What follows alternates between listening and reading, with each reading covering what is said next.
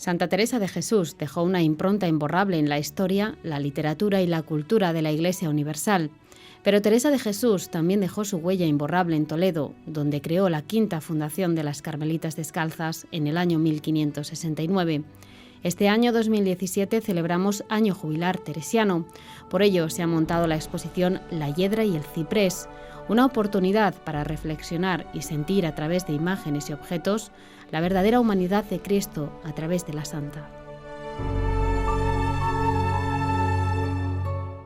Teresa de Jesús es patrimonio de la humanidad y yo creo que una ciudad también lo es, no solamente por los edificios que tiene Toledo magníficos, sino también por las personas que vivieron y tuvieron actividad en esa ciudad.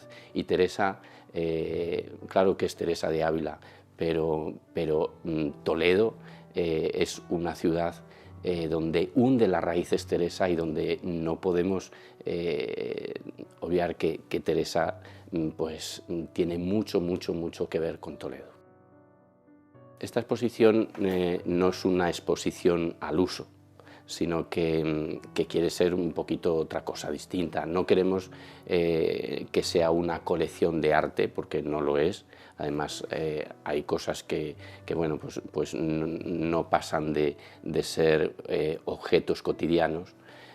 Y lo que quiere ser es un paseo por el interior de Teresa, y no solamente por ser meros espectadores, sino que eso también nos invite a hacer un paseo interior por nosotros mismos. Por eso yo no suelo explicar la exposición en la misma exposición, sino que en una sala como esta es donde se reúne el grupo y donde les doy las pautas para poder hacer ese recorrido teresiano. Un viaje por los momentos más cruciales de la vida de una mujer fuerte que supo aferrarse sin miedo a las dificultades, aprovechándolas para crecer. Un recorrido por su quehacer más cotidiano y sus momentos vividos en esta ciudad que tanto disfrutaba. Y es que, como ella misma decía, el temple de esta tierra es admirable.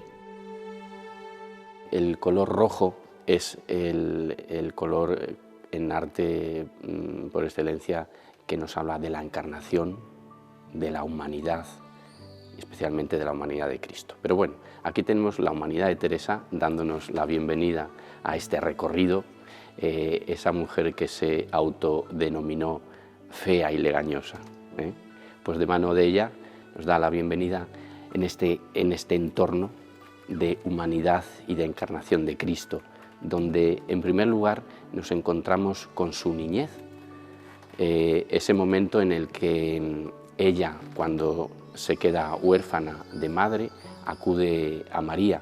Desde este momento quiero que tú seas mi madre. De mano de María y de ese descubrimiento que hace también de San José. San José podemos decir que es el gran descubrimiento de Teresa. No es que en la Iglesia no se conociera a San José, pero Teresa de Jesús le pone en su sitio.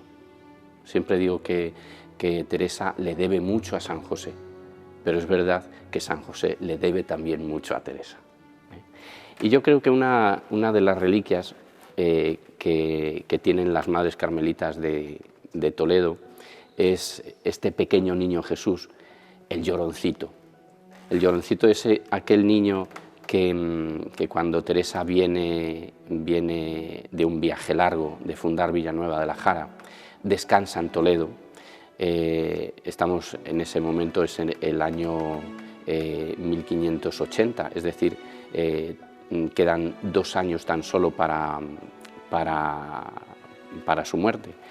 Entonces las monjas cuando se va de esa fundación se dan cuenta que la madre está muy enferma, que la madre está muy mayor, que se están despidiendo en vida. Y la comunidad llora esa despedida. Pero es que al llanto de esa comunidad se suma el llanto de este pequeño niño. O sea, es un detalle, ¿no?, de esa humanidad de Cristo, cómo Teresa siempre ha buscado la humanidad de Cristo, pero cómo Cristo siempre se ha descubierto a Teresa. Es un detalle, yo creo que de los más tiernos y más bonitos. Bien, y de este momento, de esa encarnación, de ese descubrimiento que hace Teresa, pasamos a un momento que es de singular intensidad.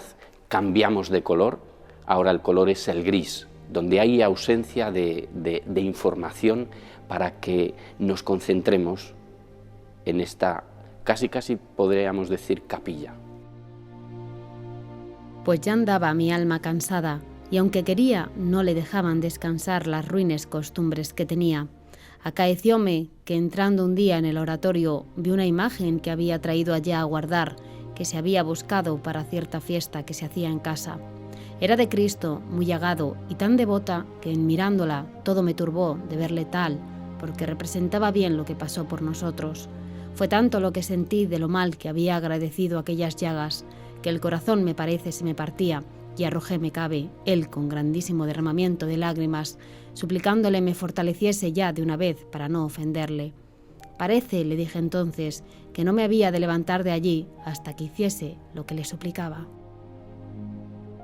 Hay tres elementos fundamentales en la conversión de Teresa, que es la gran devoción que tenía a María Magdalena, la lectura de las confesiones de San Agustín y un encuentro en ese momento, además un momento por el que yo creo que todos hemos pasado.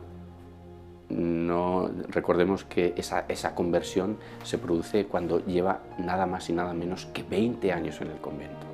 Entró a los 20, con lo cual tiene 40 años. Un momento complicado en el que hay que encajar muchas cosas, ¿no? Y es en ese momento donde, a través de esta devoción, de la lectura de las confesiones de San Agustín y de un encuentro con un pequeño busto de un Ecce Homo, más o menos de este tamaño, tuvo ese encuentro grande y transformante de decir, hasta aquí hemos llegado. Sé tú quien me guíe, porque yo no puedo hacerme con mi vida, casi, ¿no? Y entonces en este momento lo que queremos es que, igual que Teresa, San Agustín no cuenta su conversión para exponerse a los demás, sino para que, a ver si a ti te pasa lo mismo. Entonces nosotros también queremos que este sea el lugar donde, acompañado de eso, te preguntes y te dejes mirar, a ver si a ti también te pasa lo mismo. No es un sitio para mirar lo que hay, sino para dejarse mirar por esa humanidad que descubrió Teresa.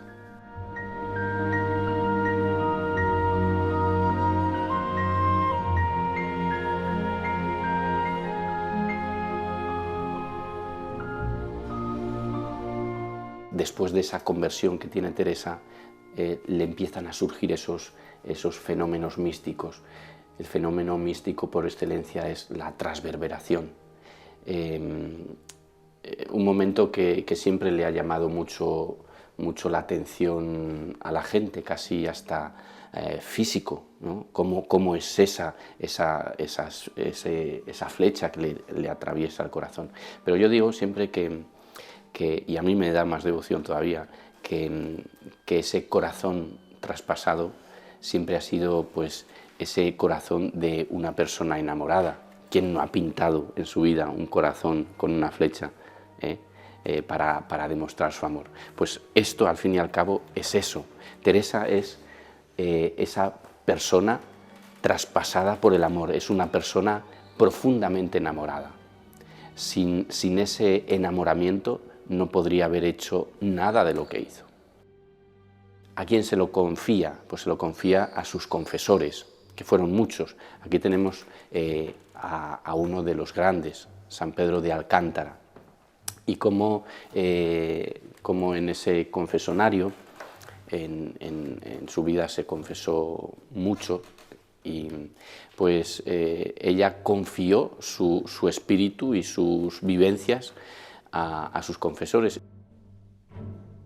Su parte más humana, más cotidiana, su empeño y formalidad hicieron posible que fundara 17 conventos en España, comenzando por el de Ávila en 1562 hasta terminar en Burgos en 1582, año en el que murió el 4 de octubre en la localidad salmantina de Alba de Tormes.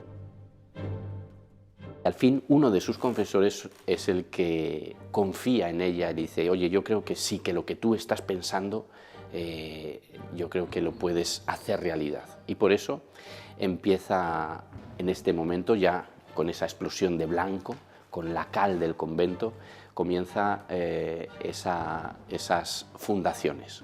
La primera, la de San José, seguida de Medina del Campo, hasta que llegamos a esta, la quinta de Toledo, su quinta de Toledo, su casa que decía de descanso. Tenía mucho cariño a Toledo y a su clima. Uno es la oración. Ella no tiene nada para fundar este convento, pero lo poco que tiene se lo gasta. ¿Y se lo gasta en qué? En comprar estos dos lienzos.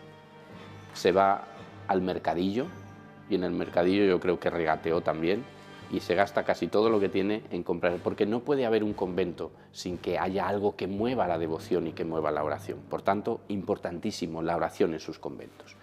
Otra cosa muy importante, pues, es la legalidad, efectivamente. O sea, cuando llegaba a una ciudad que no era la suya, tenía que pedir permisos, y el permiso, esta vez, para la licencia, se la da el administrador apostólico que había en Toledo, que era don Gómez Tello Girón, porque el arzobispo de entonces estaba, el pobre Carranza, encarcelado por la Inquisición.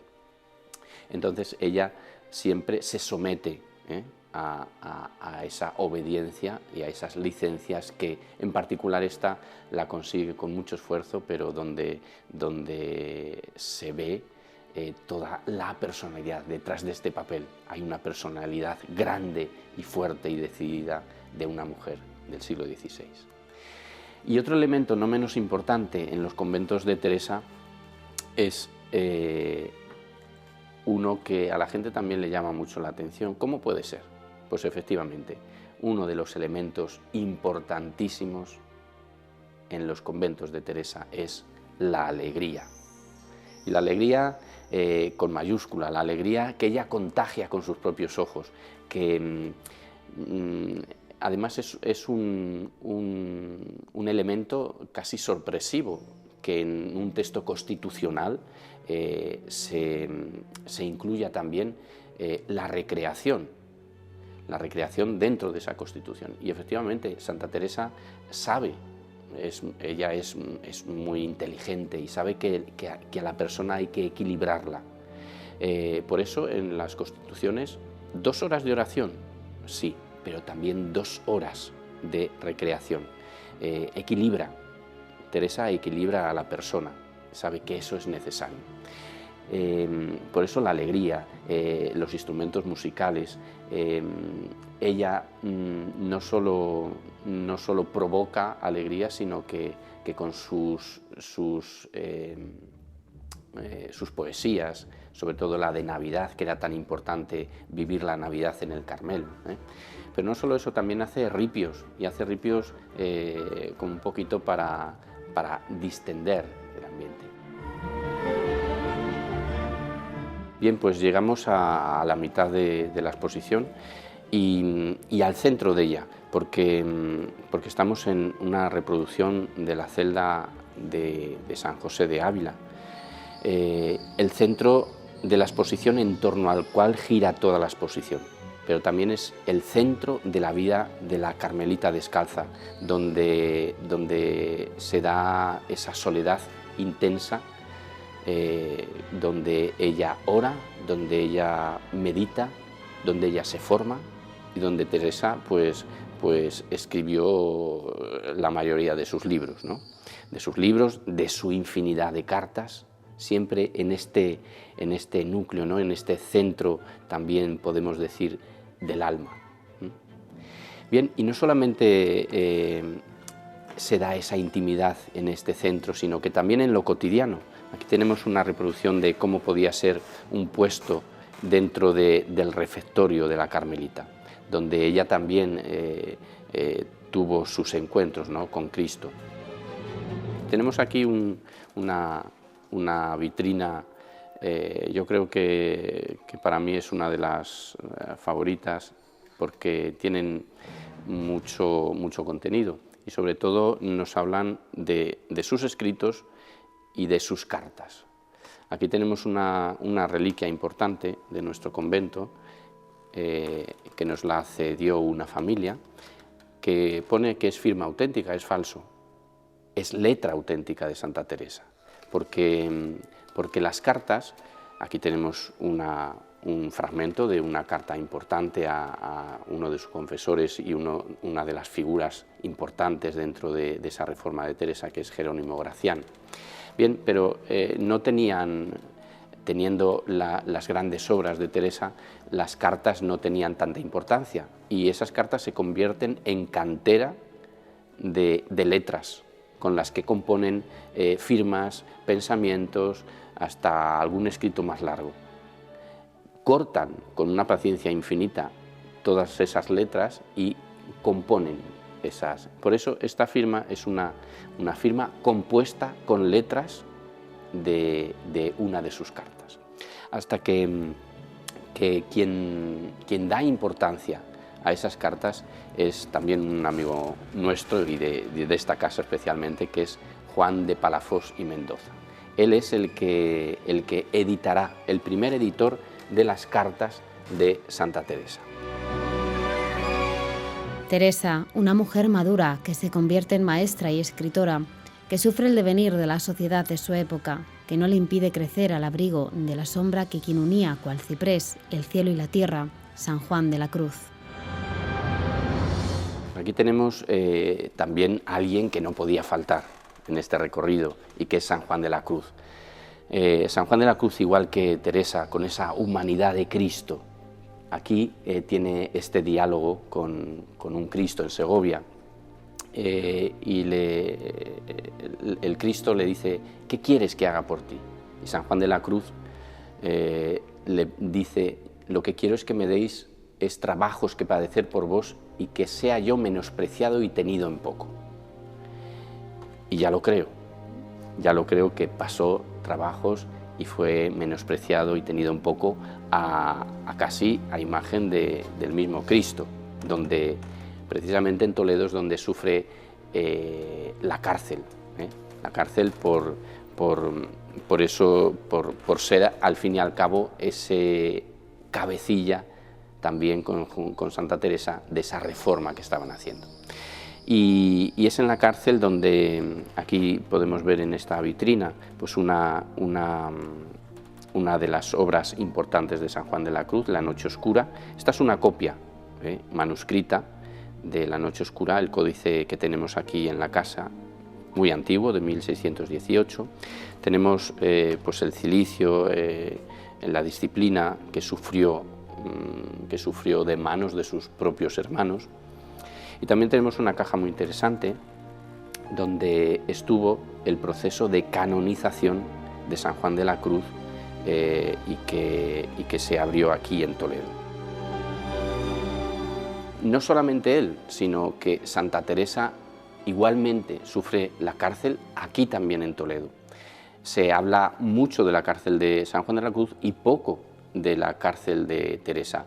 Teresa también a ella, San Juan de la Cruz, es secuestrado directamente. A Teresa le dicen: reclúyete en un convento y no te muevas de allí. Y ella dice: voy a Toledo a modo de cárcel. Y es en ese momento, en el momento, yo creo, de ambos, el momento más duro, el más complicado de sus vidas, donde florecen de manera especial y dan fruto a la poesía mejor del poemario español, yo creo, y de la mística universal. Y Teresa produce una de las obras, la obra cumbre de su vida, de su madurez psicológica y mística. Escribe nada más y nada menos que Las Moradas, en un momento terrible de sus vidas.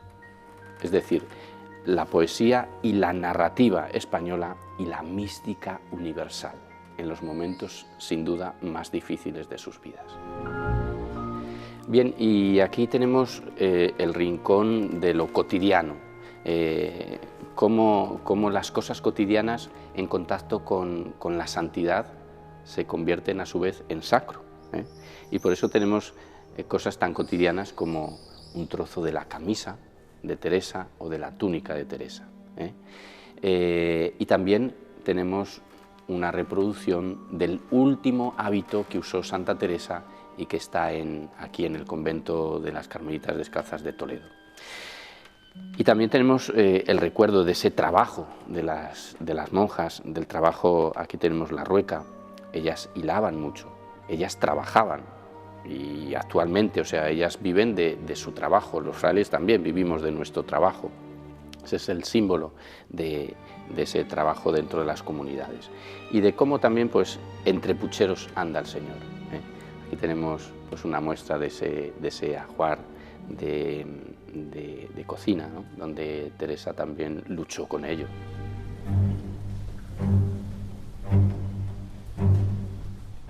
Tenemos aquí una reliquia de la hiedra plantada por Santa Teresa de Jesús aquí en Toledo, en la Fundación de Toledo.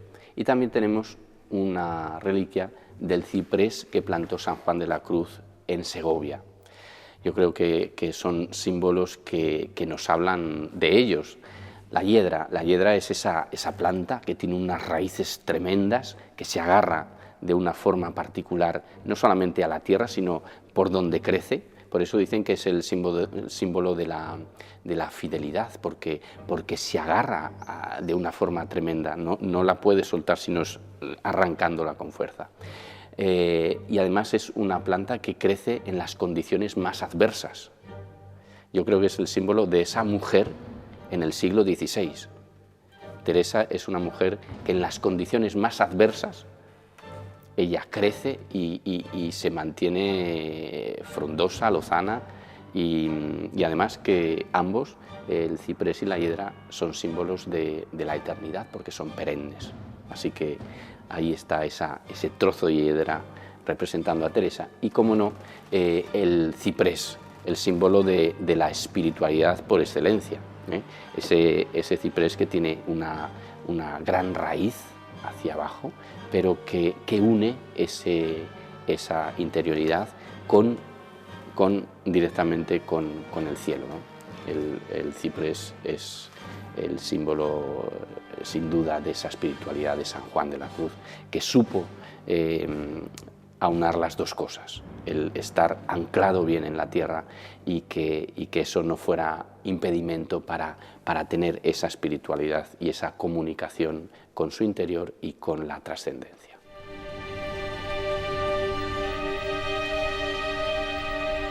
Concluimos con la reproducción de un torno que tanto llama la atención sobre todo a los jóvenes, porque no son capaces de interiorizar qué es esto, ¿no? Y yo se lo explico muy sencillo. Verdaderamente es la comunicación del interior, donde están las monjas en clausura, con el exterior, ¿no? Una comunicación que a veces es muy, no quiero decir fluida, sino pues intensa, y que las monjas, si quieres saber algo, ve a las monjas, porque ellas te lo cuentan todo. Bien, pero eso es la realidad, pero también es el símbolo de esa comunicación del interior con el exterior.